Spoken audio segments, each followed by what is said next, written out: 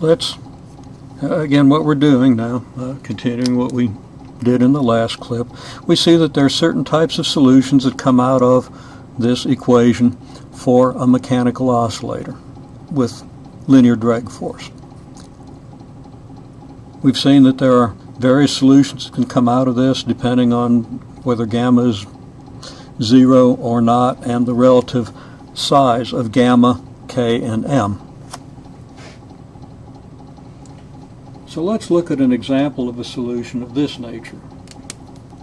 Let's say our solution is x of t equals, let's say, 2e to the negative 2t plus 8e to the negative 3t. What's that solution going to look like? First of all, let's just think about the function 2e to the negative 2t. If we were to graph that function, its value would start at x equals 2, graph of x versus t, and every time 2t increases by 1, it should be clear that the value of the function is going to decrease by a factor that's equal to e, because of course if 2t changes by 1, then e to the negative 2t is going to change by e to the negative 1, which is the reciprocal of e. Now e to the negative 1 is about, I think, 0.37, a little less than 0.4, so that when 2t changes by 1 unit, this function is going to decrease to a value about 40%, a little less than 40% of its previous. So let's just say that our unit is this. So here's a unit of 1 on our t-axis.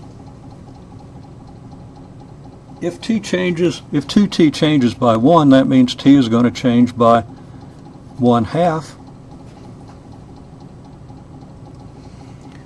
So that between here and here, this function is going to decrease to about 40% of its original value. Okay, so this y value here is about 40% of this y value.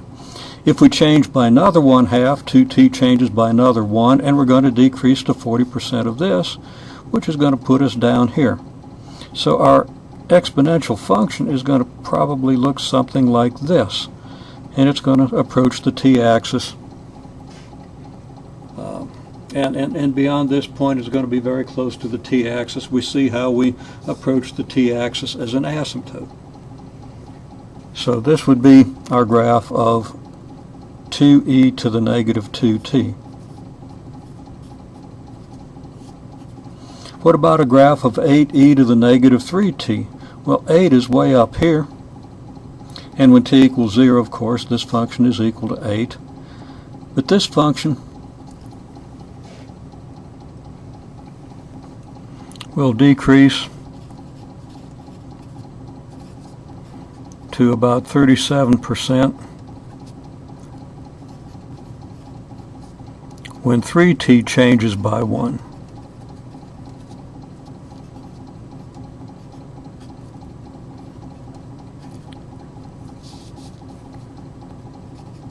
And that occurs when t changes by 1/3.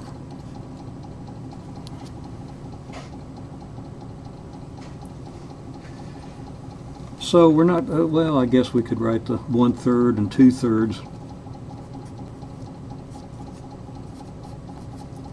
And those aren't written very clearly. But the 1/3 and 2/3 points on the interval from 0 to 1. So if we start here at 8, we're going to increase down to about 37% by the time t gets to 1/3. So 37% of that is, well, probably about 3. So from here we're going to increase from here all the way down to here. Then if we change t by another 1/3, this is going to decrease by another, or to another 37%, probably to a value around 1.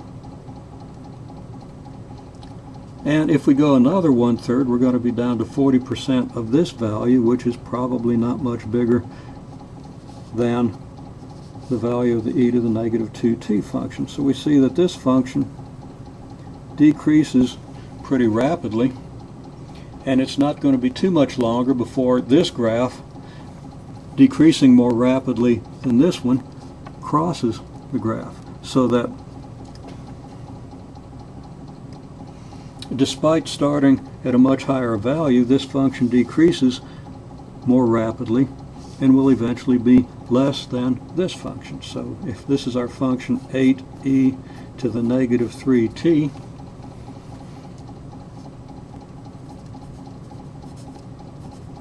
the graphs are going to cross maybe about here.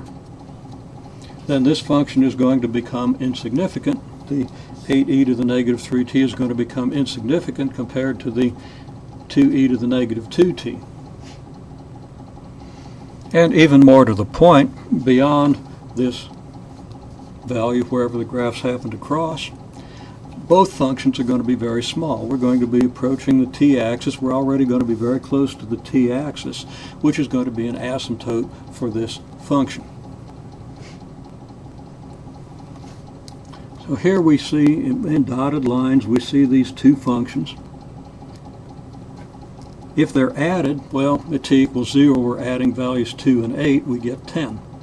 At any other point, whatever we add from this function is going to give us something a little higher than this function. We see that the sum of the two functions is going to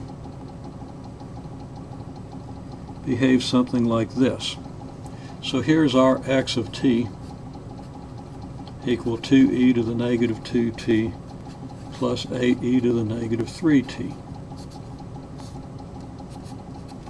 Now, of course, we can do some algebra and some calculus and so forth and analyze this function a little more thoroughly, but we want to get the idea of how these solutions combine to give us a solution of our graph. Now, this graph would correspond to an oscillator that's released 10 units from the equilibrium position. So if equilibrium is here, the oscillator is released from here 10 units away, and it approaches at first rapidly and then more and more slowly to the equilibrium position.